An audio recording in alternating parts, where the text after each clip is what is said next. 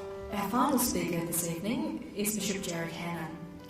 He's the Bishop of Wagga Wagga, and he's currently a member of the Australian Catholic Bishops' Conference Commission for Administration, Information and Finance as the chairperson, so obviously a very practical person also. In his role as part of the New South Wales Province of Bishops, Bishop Hanna is a delegate on the New South Wales Professional Standards Committee, another role that's tricky. And he is the liaison for the Civil Chaplaincy Advisory Committee. He's one of 6 bishops in the Australian Catholic Bishops' Conference Commission for Pastoral Life, and he has particular responsibility to oversee the Natural Fertility Australia program.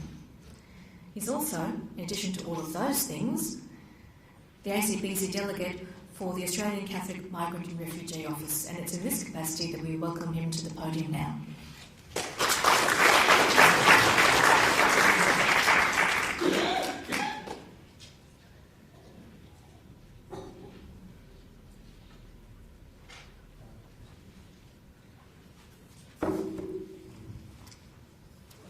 Good evening, and thank you very much for the opportunity to address you this evening. I did particularly enjoy the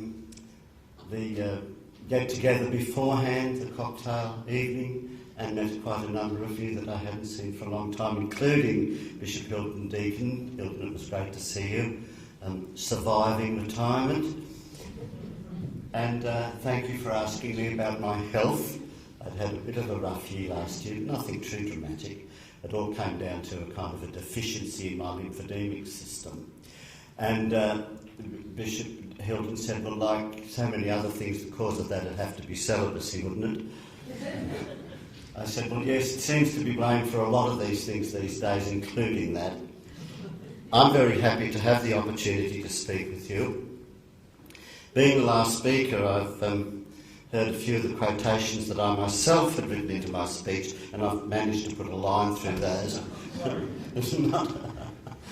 not to detain you unduly. I'm drawing on material from the Pontifical Council for Pastoral Care of Migrants and Itinerant People, their latest document, Welcoming Christ in Refugees and Forcibly Displaced People, naturally on the documents that have been issued over the decades from that council, but particularly Thinking Migration and the Exodus series, edited by our own ACMRO, and I drew heavily on a resource guide for migrant ministry. I also drew on material that was given at the Redfern Town Hall in July 2013 on a new way, new politics and new policies, particularly on the contribution of Julian Burnside, so I acknowledge my sources. The late Bishop Joe Grech was committed to promoting the welfare of refugees and asylum seekers, and his work is acknowledged in this colloquium. I am privileged to be part of it. The Australian Catholic Migrant and Refugee Office calls for Australia's asylum seeker policies to be inspired by the centrality of human dignity and the obligation to care for our brothers and sisters who, in their desperation, ask for welcome and assistance.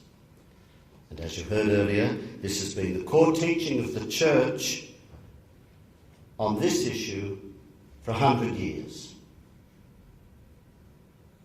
As part of my presentation, I will take those 2 points and look to the Scriptures to affirm them as at the heart of the teachings of Jesus Christ. After all, we are talking about ethical solutions on this whole question of migrant and refugees. Each and every one of us must rise above indifference and have the courage to open our hearts to refugees, to listen to their hopes, to empathise with their despair, and to welcome them into our community. We have this duty as members of one human family to help those who arrive on our shores and to strive with all our resources to assist them, no matter how inconvenient that may prove to be. And at the outset, I'd like to say that the new resettlement arrangements with Papua New Guinea have received some traction in the broader Australian community, but at some stage in the debate we have to acknowledge that this arrangement is based on the premise that it is wrong for people fleeing from persecution to seek asylum in Australia. It is not. And our Catholic Bishops' Conference shares the concerns raised by the Catholic Bishops' Conference of Papua New Guinea and the Solomon Islands, that Australia, in their words, is asking the people of Papua New Guinea to show a level of generosity far beyond their economic means. And it appears we are asking our neighbours to do what we ourselves are unwilling to do. Jesus taught in parables. We go to his teaching. Is there some parable we can go to that clearly sets out what our obligation is when we apply it to our responsibilities to migrants? And yes, there is. The parable of the Good Samaritan is as modern as our daily newspapers. It's a story about violence. A man travelling from Jerusalem to Jericho was beaten, robbed and left on the roadside half dead. It is too a story about people's reluctance to get involved. The two men came by, saw the victim lying there, but made no effort to help him. It is a story too about the rare and wonderful individual who sees a need and does whatever is necessary in order to meet it. A Samaritan came upon the wounded man and was moved by pity at the sight. His sympathy was immediately translated into practical service. He administered roadside first aid. He carried the man to an inn, cared for him through the night. The next morning, before leaving, he made arrangements for his continued care until the man could travel again. This story of our Lord's interpretation of an ancient Jewish law, which is written in the Old Testament book of Leviticus, says, "You shall love your neighbour as yourself." Well, most of us are very familiar with that commandment. We know it's in the Bible, we know that Jesus set great store by it, and we agree that it's a beautiful concept. But all too often, we don't go beyond that. And suppose we did decide to live by it, truly to love our neighbour as ourselves. What would that mean? Where would we start? Well, for one thing, we'd have to decide who is our neighbour. Who is it that we are going to try and love as we love ourselves? Jesus told this story in response to that very question. A man who knew the law, believed it, apparently wanted to live by it, asked, "And Lord, who is my neighbour?" And it was a widely discussed and sharply debated question in that day. The people who first heard the parable had all the answers. The Jewish people didn't consider Gentiles as neighbours.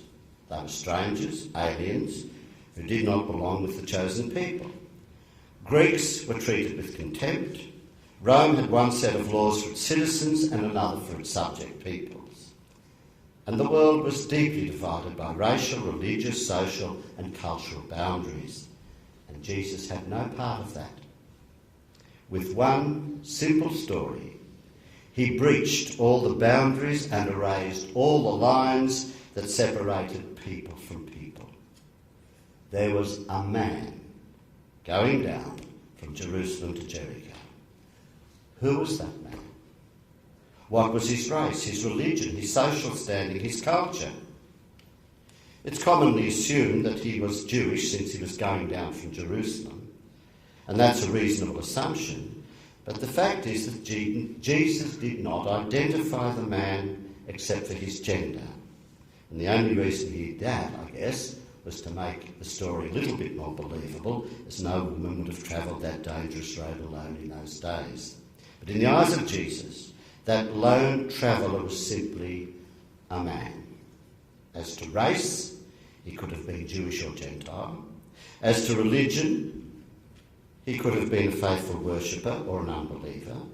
As to character, He could have been virtuous or vile. Jesus left all such questions unanswered because in his mind, none of them was a factor. The only thing that mattered to him was the fact that a human being lay wounded beside the roadside and needed help. 2 men came by, saw him there, and made no attempt to render aid. Looking back across the centuries, the conduct of that priest and Levite seems reprehensible, almost unbelievable. How could 2 people, as they were religious people, be so callous and inhumane?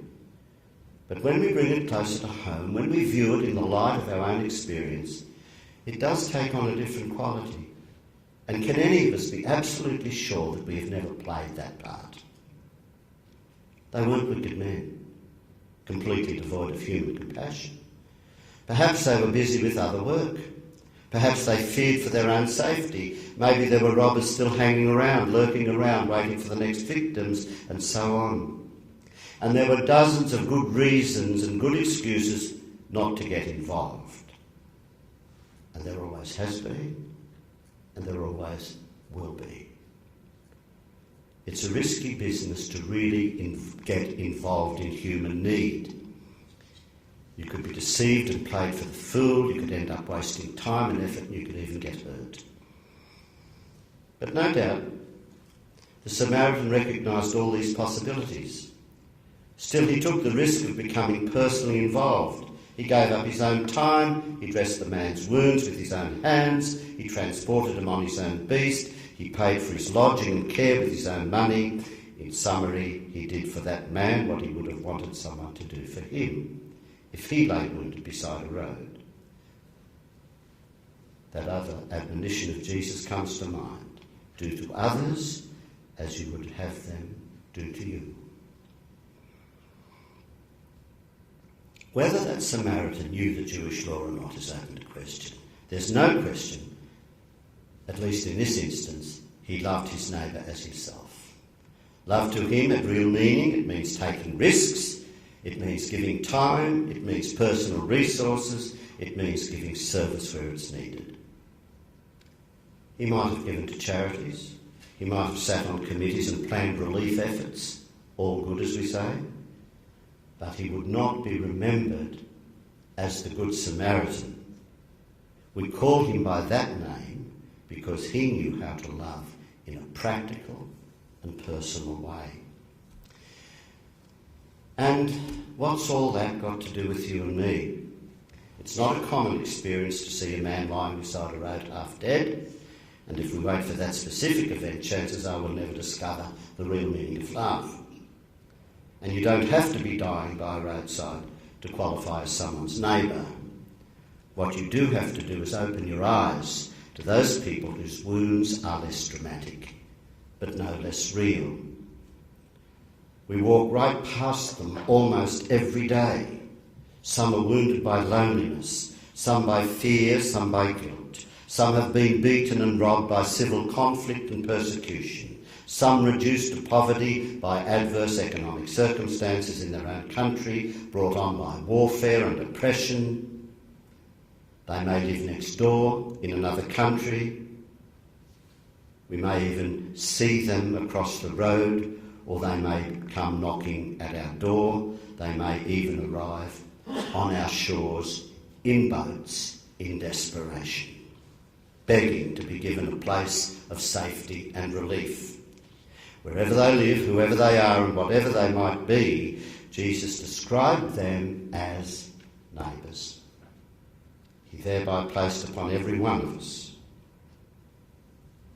the responsibility to love, even as we love ourselves, to do to them what we would have them do to us, facing the same circumstances.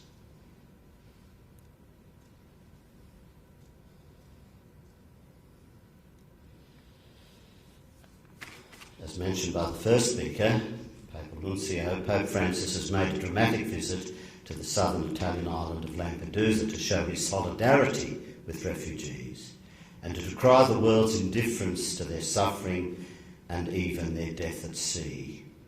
And as indicated by the former speaker, he spoke to 10,000 people who'd been gathered for Mass. And I repeat that phrase, we have fallen into the globalisation of indifference, we've grown used to others' sufferings. And as the Papal Nuncio said, he thanked those islanders for their solidarity and their hospitality, recognising that at times the refugees and asylum seekers double the population of that island at some 6,000. The Pope prayed for forgiveness for our own indifference. And on that occasion he launched a floral wreath into the water as a tribute to the estimated 20,000 migrants who have died at sea in the last 2 decades.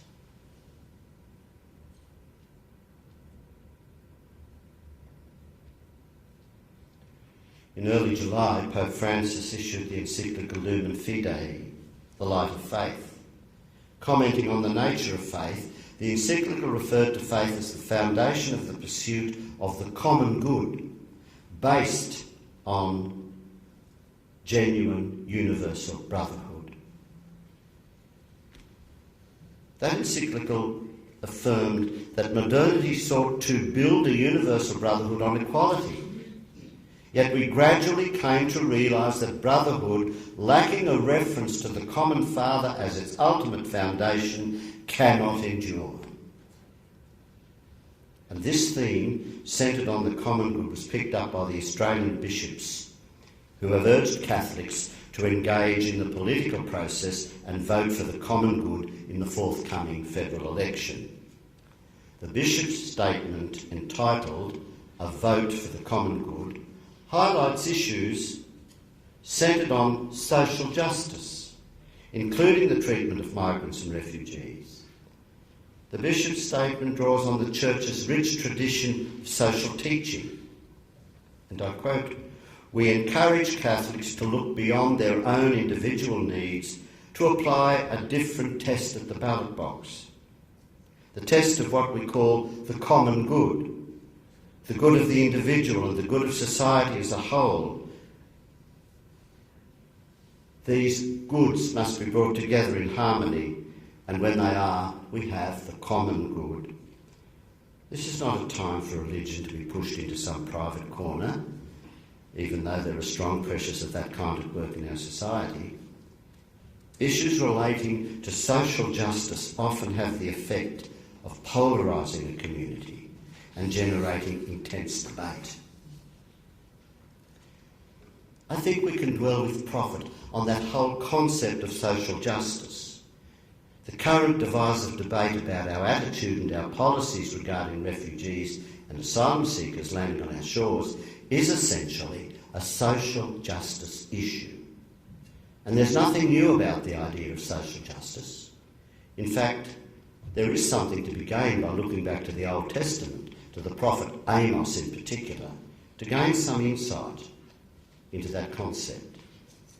And it has to be said at the outset that the prophets of old were not popular with those to whom they were sent. Amos was told to go back where he came from. We've heard that before. But he insisted that he had a calling from God to speak out. He was faithful to his calling, but the people didn't hear, they didn't repent, they didn't change their ways. We understand too that the term prophet had a particular meaning. The Old Testament prophet was not a clairvoyant or a fortune teller, but a spokesperson for God. We don't really know all that much about Amos, the man, because he didn't talk about himself. He was called to speak to God. He was a southerner. He came from the southern kingdom, which was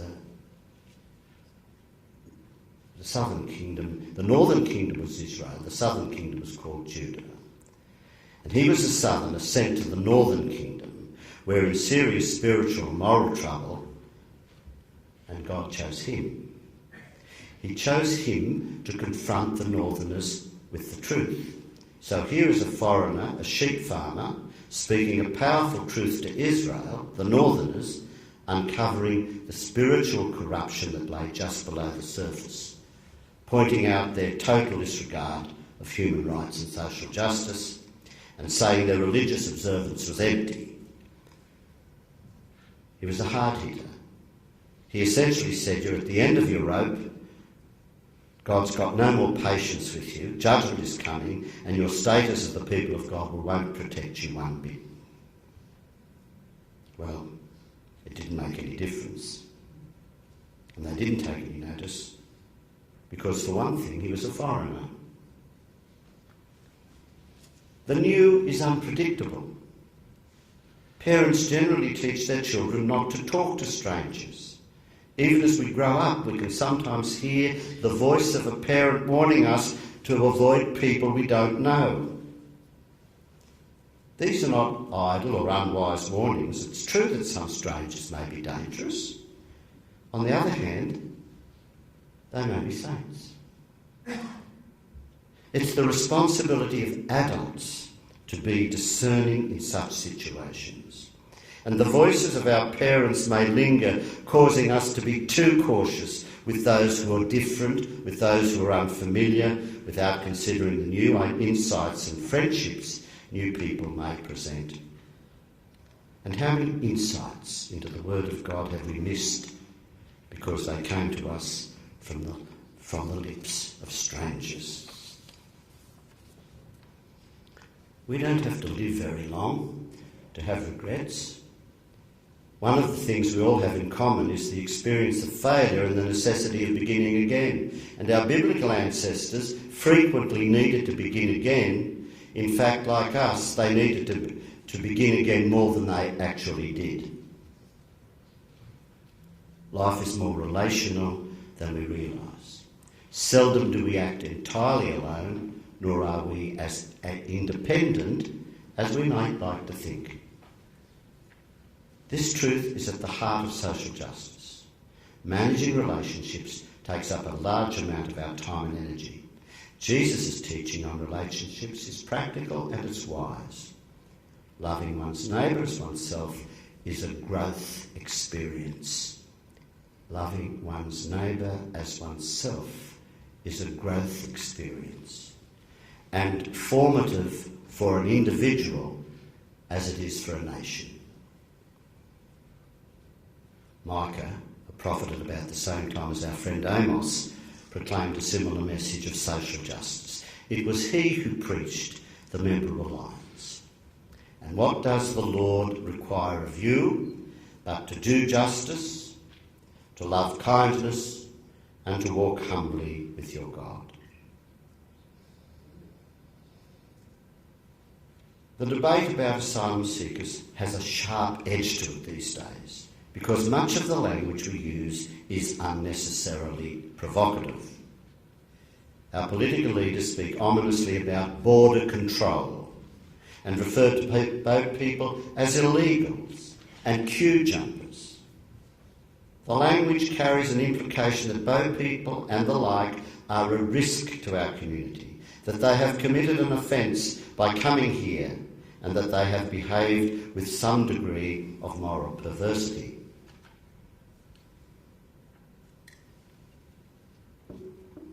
Asylum seekers do not commit any offence by coming here. Under the Universal Declaration of Human Rights, every person has the right to seek asylum in any territory that they can reach.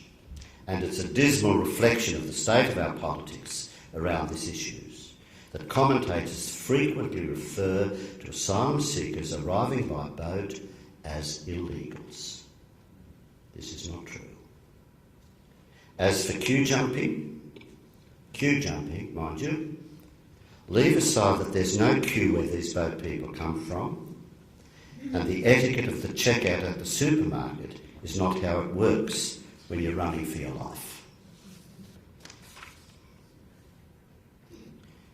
In Brazil recently, the Pope spoke on more than one occasion about the solidarity of the global human family. And I pick up the point on solidarity raised by a previous speaker.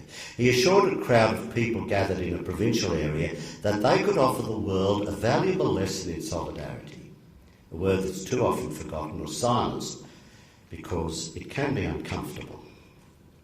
Pope Francis appealed to those in possession of greater resources, to public authorities, to all people of goodwill who are working for social justice. He appealed to them to never tire of working for a more just world marked by greater solidarity.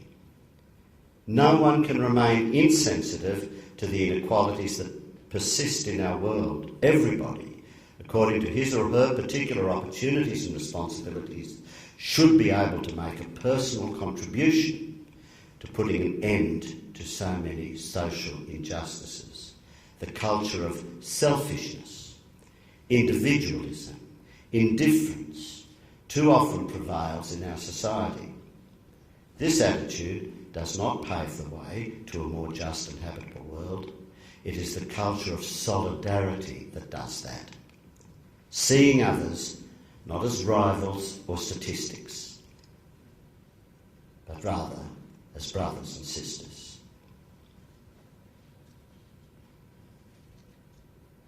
It's reasonable that unauthorised arrivals should be detained initially for preliminary health and security checks. That detention should, however, be capped, not an unending period of time that goes from months to years, but rather a matter of weeks. And while their refugee status is being determined, they should be released into the community on conditions that will ensure that they remain available for processing and, if necessary, for removal. They can be allowed to work and live in dignity. And during the time of assessment, the refugees and asylum seekers may be required to live in designated rural or regional areas. And I can speak from experience that indicates that country areas are open to receive them and benefit from their arrival.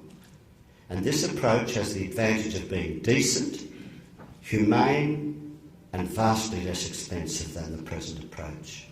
Nor does it damage people by subjecting them to the further mental trauma of not knowing when their indefinite detention will end. Their transition to becoming productive members of society is less harsh and more respectful of their genuine status as refugees. The point has been made by a number of commentators that tragedies at sea are preventable if we accept more refugees from source countries and provide the real possibility and the hope of reaching Australia through a regular legal pathway. Go back to the source. At the root cause of forced migration is the failure of various nations to uphold human rights and respect human dignity. The ultimate solution is to seek justice, uphold the rule of law, and encourage all nations to do likewise. Importantly, in this context, Australia must endorse by actions our international human rights obligations under the agreed Refugee Convention.